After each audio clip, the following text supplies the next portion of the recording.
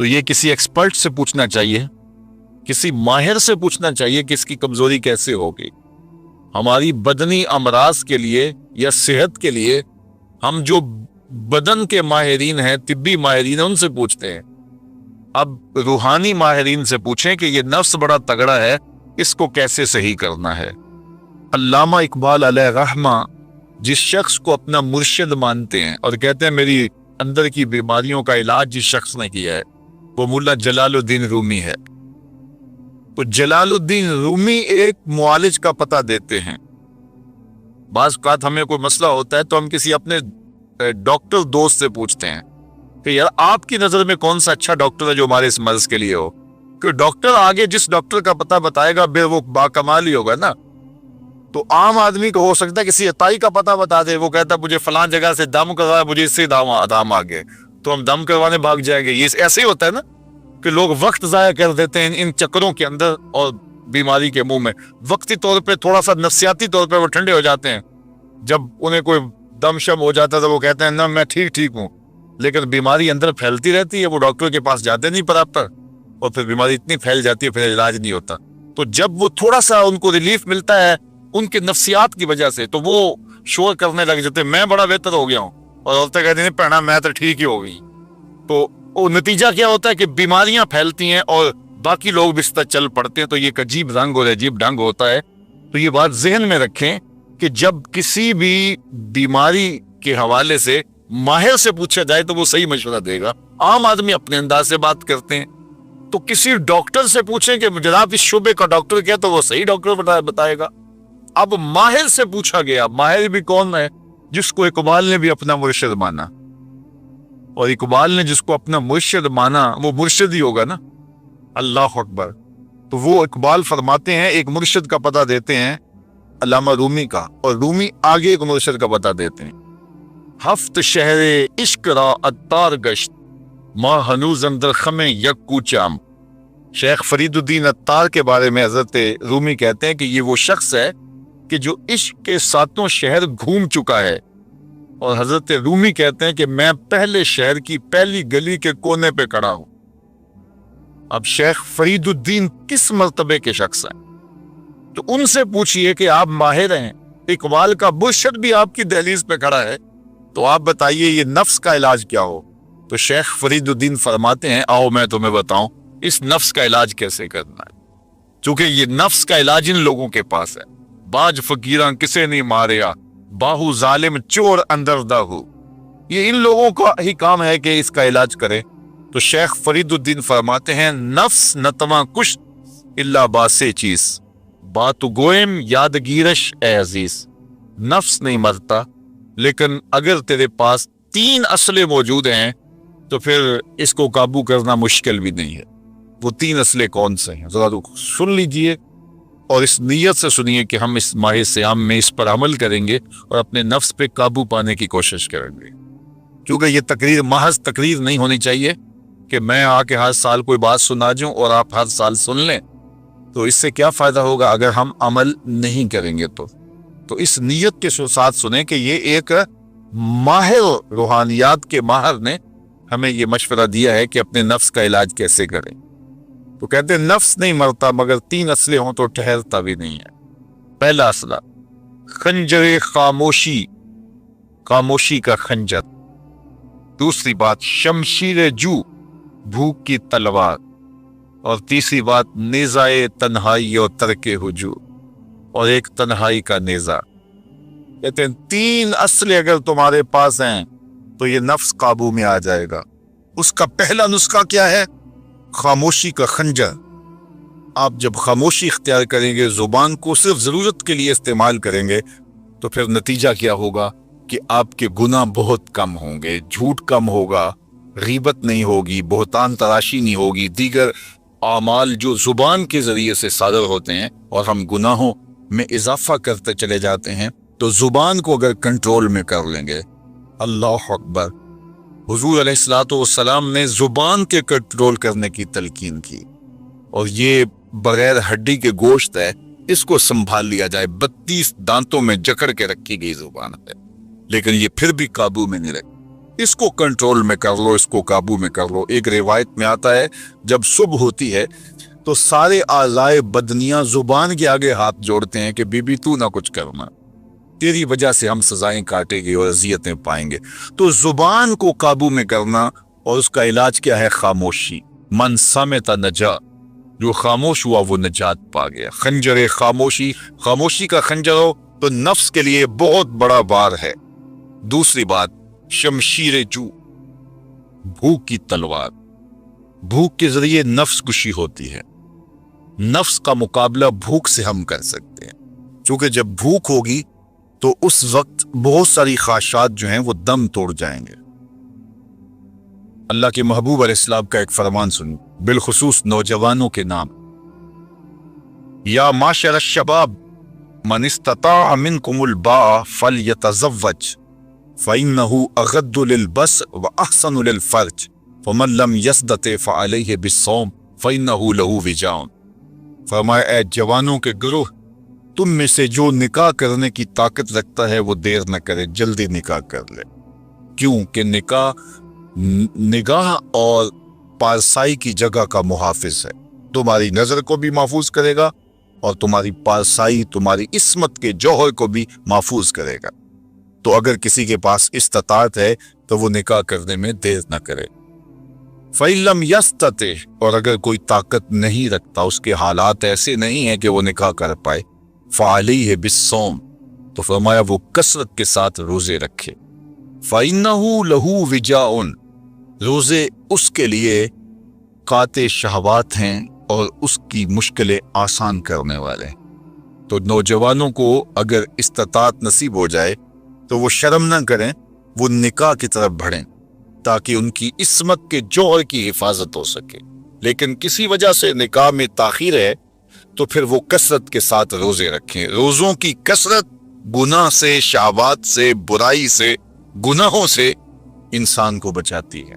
تو کثرت کے ساتھ روزے رکھے جائیں تو روزہ بھوک جو ہے وہ نفس کشی کا ایک مؤثر ترین علاج ہے، اور یہ میرے اور آپ کے آقا و مولا نے بیان فرمایا۔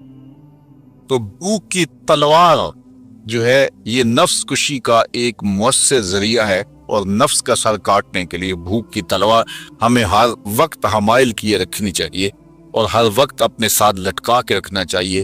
کثرت کے ساتھ ہمیں روزے رکھنے چاہیے۔ تیسری بات فرمایا نیزہ تنہائی، تنہائی کا نیزہ۔ جب آپ عمومی طور پہ مجلسی زندگی میں ہوں گے تو بہت ساری خطائیں اور بہت سارے گناہ مجلسی زندگی میں آپ سے سرزد ہوں گے، تو جب آپ تنہائی اختیار کر لیں گے تو بہت سارے گناہوں سے بچ جائیں گے۔ حضرت شاہ نقشبند بخاری علیہ رحمہ فرماتے ہیں کہ فقیر کے لیے سب سے بہتر جگہ اللہ کا گھر مسجد ہے، یا پھر کامل شیخ کی صحبت ہے، یا پھر تنہائی ہے۔ چوتھی جگہ سوائے ہلاکت کے اور کچھ نہیں ہے۔ العافیت فی العزلہ، عزلت میں، تنہائی میں عافیت رکھی گئی ہے۔ اس لیے اپنے آپ کو ایسے ہجوم میں، ایسی جگہوں پہ لے جانے سے روکیں، اپنے آپ پر ضبط کریں جہاں نظر پاک نہیں رہتی، جہاں خیال کی پاکیزگی کا سامان نہیں رہتا، اور جہاں آپ کی جو ہے وہ آپ کی زبان محفوظ نہیں رہتی۔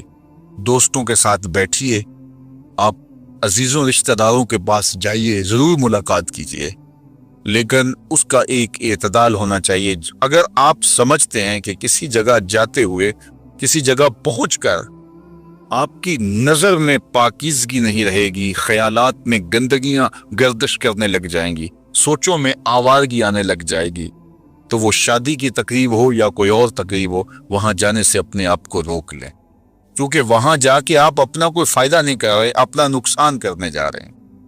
تو جہاں آپ کو یقین ہو کہ آپ وہاں اپنے آپ کو بچا نہیں پائیں گے، اپنی حفاظت نہیں کر پائیں گے، تو وہاں سے تنہائی بہتر ہے، وہاں سے عزلت بہتر ہے۔ تو یہ تین چیزیں ہم اگر کر لیں تو یہ نفس کشی کا ایک مؤثر ذریعہ ہے۔ اب ماہ سیام کے اندر اللہ تعالیٰ یہ تینوں چیزیں ہمیں نصیب کرتا ہے۔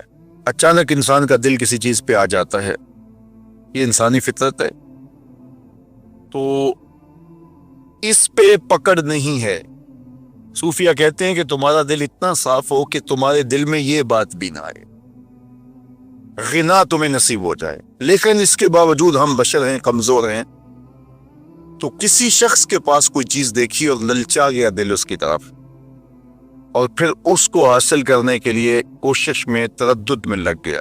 دل میں خیال بھی آتے ہیں، وسوسے بھی آتے ہیں، اور ایسی ایسی خواہشات جنم لیتی ہیں کہ انسان خود اپنے پہ ہنستا ہے۔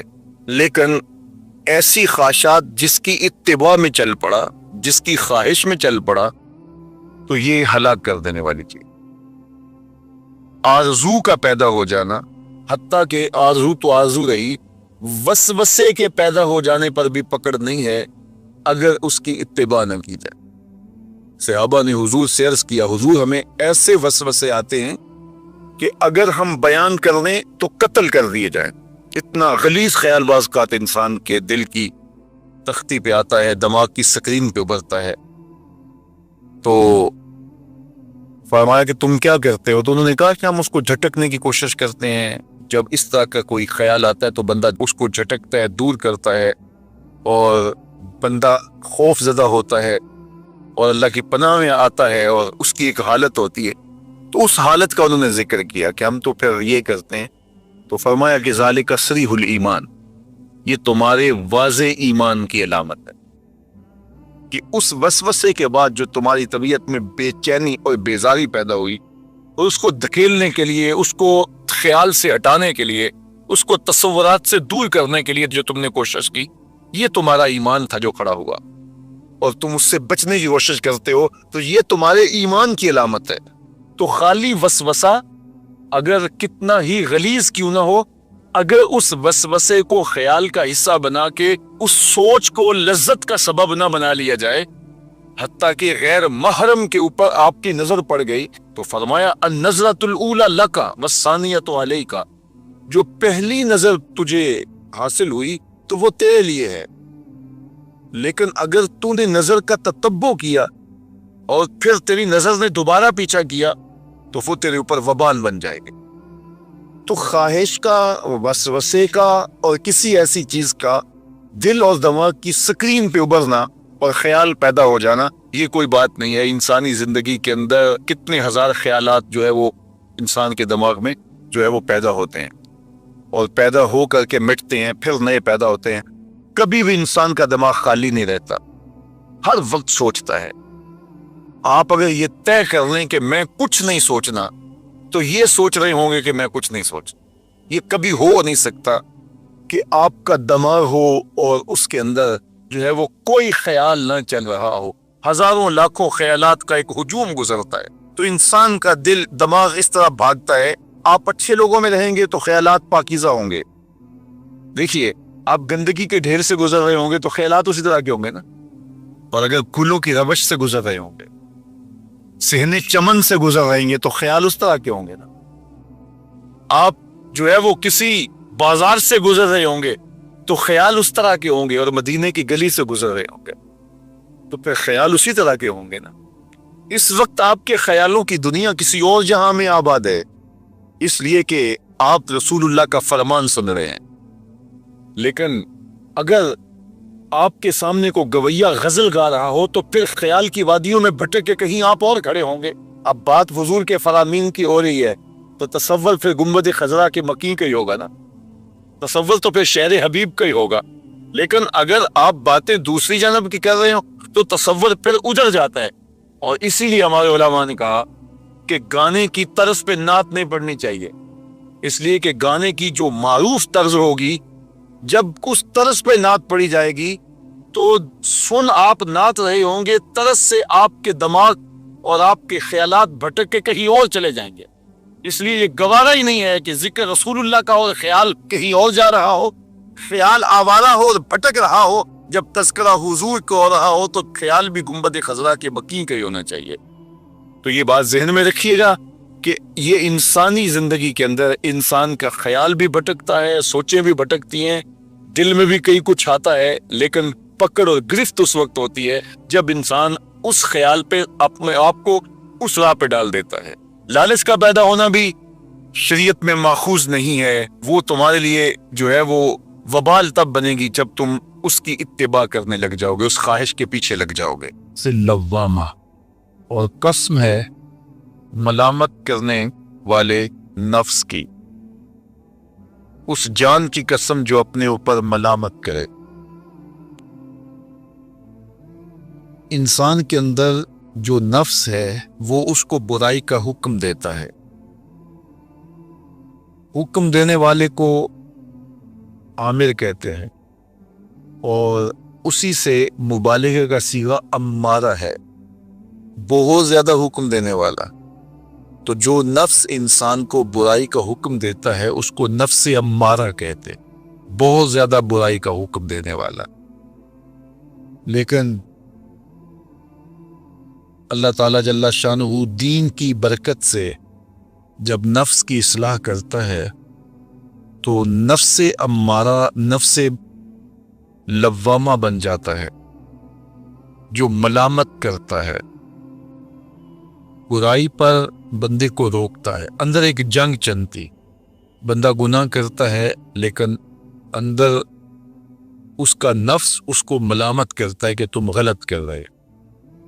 تو اندر جو جنگ چل رہی ہوتی ہے، نفس ملامت کر رہا ہوتا ہے، گناہ بھی چل رہا ہوتا ہے، تمام عمر طوفان سے کھیلتے گزری، نیا کے ڈوبنے کا ڈر بھی رہا۔ تو یہ اندر جو کھینچا تانی ہے، ملامت اور گناہ، پھر توبہ بھی ہوتی ہے، پھر گناہ بھی سرزد ہو جاتے ہیں۔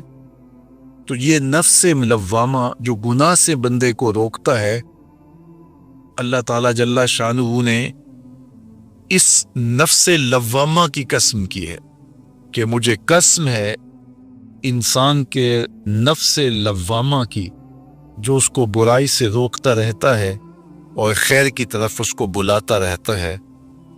تو قیامت کی قسم کی اور نفس لوامہ کی قسم کی۔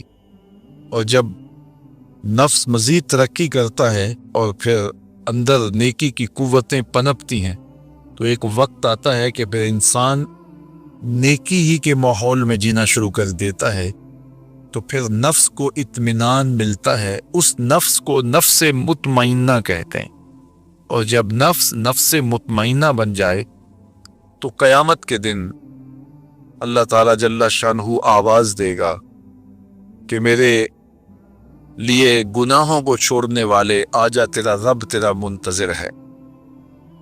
سورہ الفجر میں ارشاد فرمایا، یا ایتھا النفس المطمئنہ ارجعی الی ربک راضیۃ مرضیہ فادخلی فی عبادی وادخلی جنتی۔ اے نفس مطمئنہ، آجا، تیرا رب تیرے پہ راضی اور تو رب پہ راضی، میرے بندوں میں داخل ہو کے میری جنت میں داخل ہو جائے۔ تو اللہ تعالیٰ ہمارے نفس کو نفس مطمئنہ بنائے۔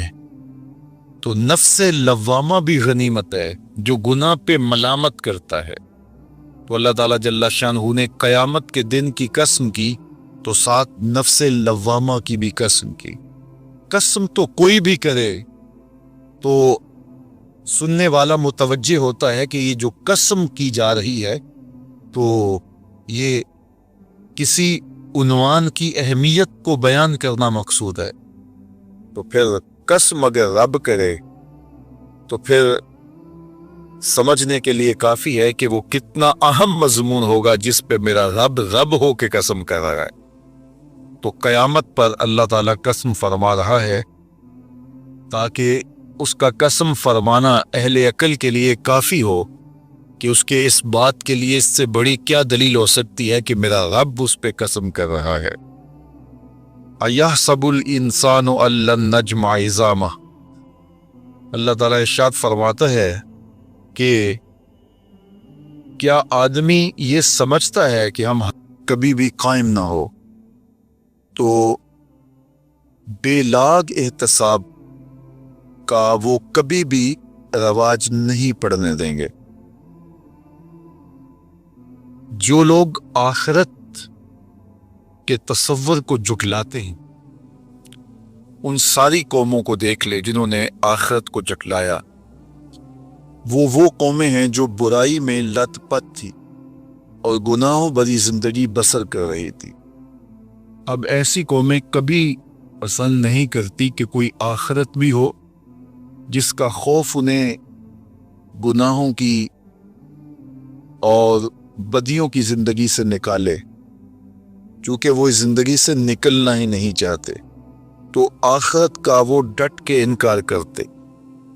قریش مکہ نے بھی آخرت کا ڈٹ کے انکار کیا اور کہا کہ ہم آخرت کو نہیں مانتے، چونکہ اگر وہ آخرت کو مان لیتے ہیں تو پھر زندگی کی تمام تر مکاریاں، دجل و فریب، تلبیسات، لوٹ مار، ظلم و جبر جو کمزوروں پر وہ روا رکھے ہوئے تھے، اس کا جواز باقی نہیں رہتا تھا۔